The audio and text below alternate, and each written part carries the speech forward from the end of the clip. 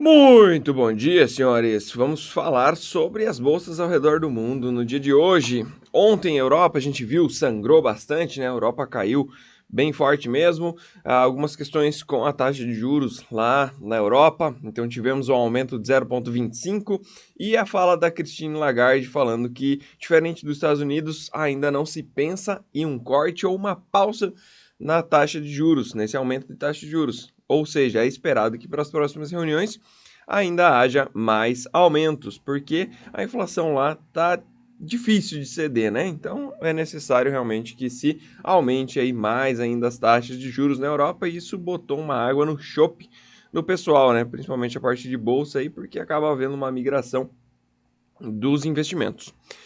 Hoje a gente vê uma recuperação dessa queda que teve ontem lá na Europa. E Eurostock subindo no momento 0,62% e destaque de alta para a Europa hoje vai aí para o índice CAC 40, que é da França, a bolsa francesa. Para a Ásia e Pacífico, a gente teve uma alta no dia de hoje para Xangai, subiu 0,63%. Hang Seng, a parte de tecnologia lá da China também subiu 1,07%. Tivemos Japão que manteve essa taxa de juros também, ainda segue negativa lá no Japão, subindo 0,68%. Coreia do Sul, 0,66%. Temos aí a parte de Austrália subindo bem, subindo 1,06%. E só Taiwan na parte de Ásia e Pacífico que vem caindo, 0,33% para o dia de hoje. Para a parte de futuros, a gente tem uma expectativa de alta aí para os futuros de S&P 500, subindo 0,19% no momento, e Nasdaq subindo 0,37%. Hoje a gente vê um petróleo voltando acima da região dos $70, sendo cotado a $70,78 o barril, subindo 0,23% no momento. Petróleo que ontem deu uma subidinha aí, né? E hoje a gente vê um minério de ferro mais tímido, praticamente no 0 a 0, subindo apenas 0,12%. Hoje para o dólar, a gente tem um dólar mais fraco contra as principais moedas do mundo, mas também nada demais, né? Caindo 0,09%, bem pouquinho mesmo. Muito tímida essa queda aí do dólar, né? O principal destaque hoje é a alta da moeda japonesa contra o dólar, que vem aí subindo 0,59%. Hoje a gente tem uma agenda extremamente fraca, extremamente fraca. Basicamente, só às 11 horas da manhã a gente tem dados de confiança do consumidor nos Estados Unidos, dado pelo Michigan, né? Essa leitura é interessante para ver como é que está essa questão do consumo lá. Se ela vier acima, ela acaba sendo ruim, né? Porque acaba botando mais pressão em cima da questão de inflação lá nos Estados Unidos e pode aumentar aí as probabilidades de um aumento na próxima reunião. O aumento nas expectativas a partir dos dados de ontem ocorreu, ele teve um aumentinho aí de 3% em cima das expectativas para um aumento de 0,25% na próxima reunião, subindo aí para 74% para a próxima reunião, né? Para o dia de hoje, nas agrícolas, a gente continua vendo um movimento de alta.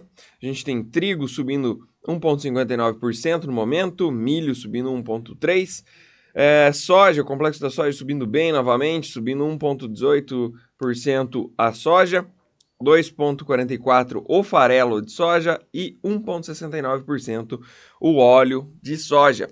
É interessante a gente comentar que ontem saiu a atualização do Drought Monitor, que basicamente é publicado pelo NOAA lá nos Estados Unidos, onde faz aí a leitura de como que está a parte hídrica no solo estadunidense, né? E vocês podem observar aqui que a gente teve uma piora, né, no mapa, basicamente mais áreas ficando com algum tipo de estresse hídrico, né?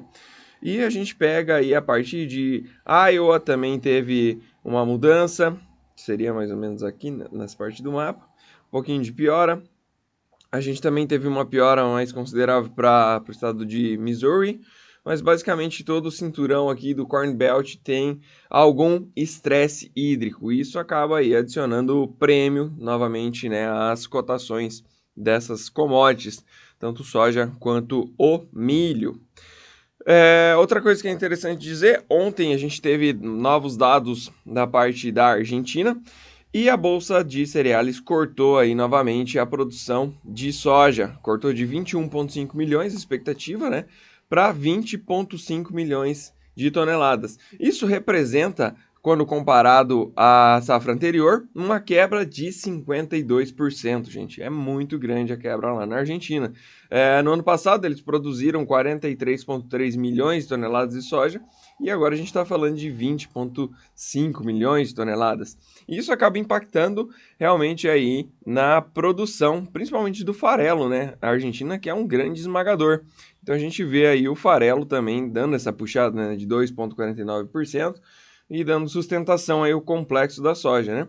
Lá eles estão com quase 100% colhido já, estão com 98% colhido da soja e é isso que deve sair de número final, tá? Deve fechar muito próximo desses 20,5 milhões de toneladas.